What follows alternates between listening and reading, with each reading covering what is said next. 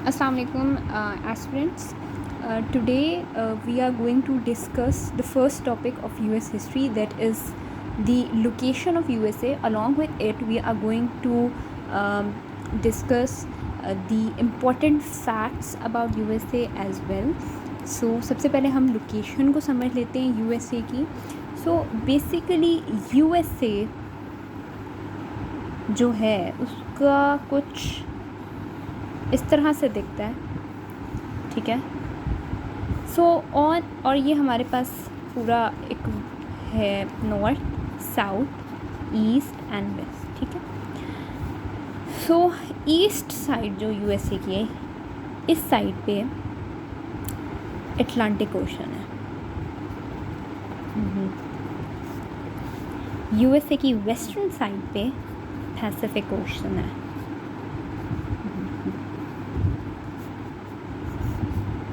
USA के north में Canada है, और इस साइड पे थोड़ा सा इधर करके, यानी कि थोड़ी अब जगह नहीं है लेकिन इस साइड पे ऐसे समझ लें, अलास्का है. और ये जो अलास्का है ये भी यूएसए का पार्ट है. इसको यूएसए ने 1867 के अंदर इसको परचेज़ किया था. वो हम आगे जाके पढ़ेंगे, लेकिन वो भी हमारा में मैटर नहीं है. वो हम इसको भी हम डिस्कस करेंगे कि कैसे परचेज़ किया था, बट ये आगे की डिस्कशन है. और ये यूएसए है, ठीक है. इसके साउथ में यहाँ पे so we have like Mexico, ठीक है. यहाँ पे जो है वो तकरीबन आप समझ लें कि ये पूरा जो रीजन है, यहाँ पे साउथ अमेरिकन कंट्रीज़ हैं. इनको लैटिन अमेरिकन भी कहते हैं, कंट्रीज़ हैं. इसके अंदर मुख्तलिफ़ कंट्रीज़ आ जाती हैं, जैसे कि यहाँ पे आपको चिली मिलेगा, यहाँ पे पेरू है, ठीक है. यहाँ पे इस तरह करके मुख्तलिफ़ कंट्रीज़ हैं, ठीक है. हॉन्डुरस वगैरह, ये वाली सारी कंट्रीज़ हैं. आप इसको गूगल पे देख सकते हैं. ये वाला जो रीजन है इसको हम कैरेबियन का रीजन भी कहते हैं. यहाँ पे छोटे छोटे आइलैंड्स जो हैं वो मौजूद हैं, ठीक है. जैसे क्यूबा है, हम एक इंसिडेंट पढ़ेंगे, क्यूबन मिसाइल क्राइसिस. सो वो यहाँ पे इस तरह करके आ जाता है, ठीक है. अच्छा जी. सो यूएसए की बात करें तो यूएसए की इस साइड पे, ठीक है, इसकी एक 13 स्टेट्स थी. ये 13 स्टेट्स जो थी ये इनिशियल स्टेट्स थी जिनको कॉलोनाइज़ किया गया था. इनके अगर आप इन 13 स्टेट्स के अगर आप वेस्ट में देखें तो यहाँ माउंटेन आ जाते हैं. इनको अपलाचियन माउंटेन कहते हैं.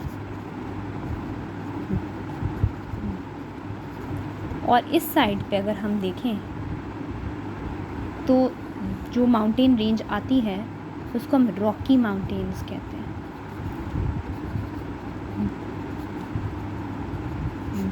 तो ये तकरीबन यूएसए का सारा है मैप. यहाँ पे अगर हम अटलांटिक की इस साइड पे आ जाएं तो हमें यहाँ पे यूरोप मिलेगा, ठीक है. यहाँ पे यूरोप आ जाता है. इस पूरे रीजन में यूरोप है, ठीक है. यहाँ चले जाएं तो आपको अफ्रीका मिलेगा. यूरोप की इस साइड पे मूव करेंगे तो एशिया आ जाएगा, ठीक है. लेकिन हमारा क्योंकि यूएसए तक कंसर्न था तो हमने यूएसए में पढ़ा कि क्या है, यहाँ 13 स्टेट्स हैं और यहाँ पे ये वो स्टेट्स हैं जिनको इनिशियली कॉलोनाइज़ किया गया. कॉलोनाइज़ किया गया का मतलब ये है कि जहाँ पे जो थे वो मुख्तलिफ़ एक्सपीडिशंस हुई, मुख्तलिफ़ कंट्रीज़ ने की, ठीक है. स्पेन ने की, पोर्टुगीज़ एम्पायर बना, इसके अलावा यूके ने की. तो वो यहाँ पे आए थे, लेकिन ये जो 13 कॉलोनीज़ हैं ये यूके ने, ब्रिटेन ने जो थी वो यहाँ पे बनाई थी, और उनके हम नाम भी डिस्कस करेंगे लेकिन वो नेक्स्ट लेक्चर में. अभी हम बेसिक्स देख रहे हैं. अब हम फैक्ट्स डिस्कस कर लेते हैं. फैक्ट्स.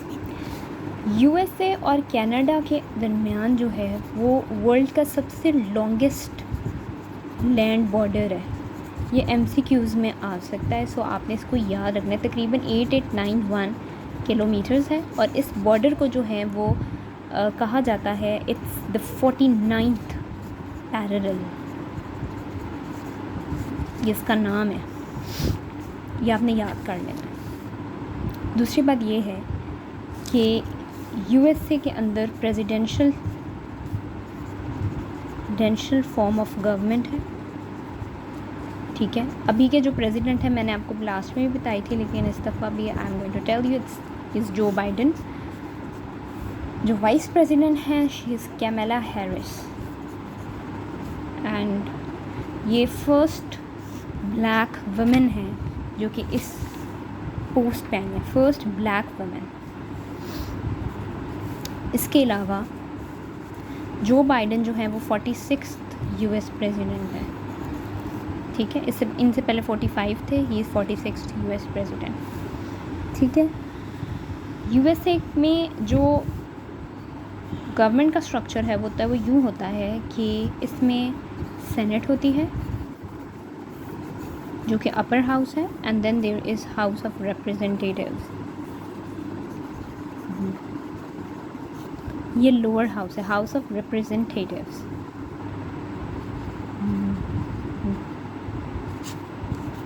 ठीक है। इसके अलावा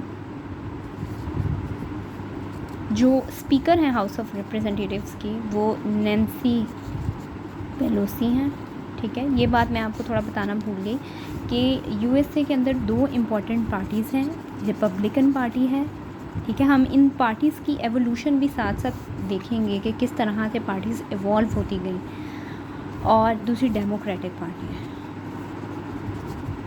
ठीक हो गया। जो बाइडन हैं वो बिलोंग करते हैं डेमोक्रेटिक पार्टी से, ठीक है। जो लास्ट प्रेसिडेंट थे डोनाल्ड ट्रंप वो रिपब्लिकन पार्टी से थे। USA के अंदर 50 स्टेट्स हैं,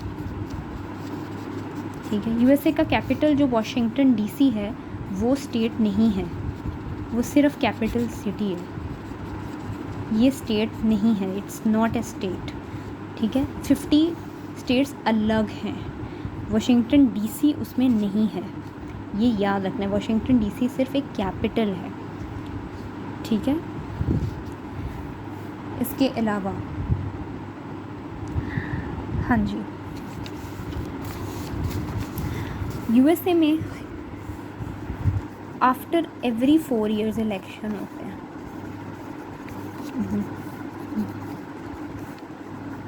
इलेक्शन होते हैं, ठीक हो गया। और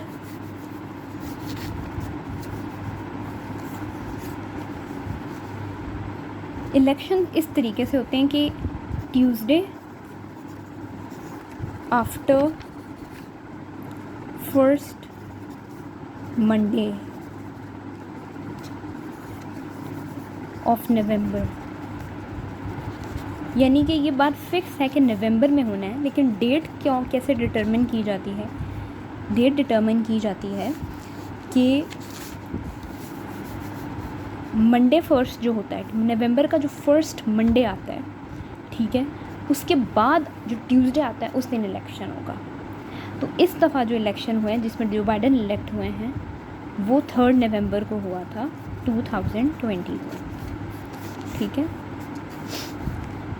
6 जनवरी को एक कैपिटल हिल का इंसिडेंट हुआ था, ठीक है, 2021 को, ठीक है। बिकॉज़ जो ट्रंप थे उन्होंने रिज़ल्ट मानने से इनकार कर दिया था, तो जो उनके सपोर्टर्स थे उन्होंने कैपिटल हिल पे अटैक किया, ठीक हो गया।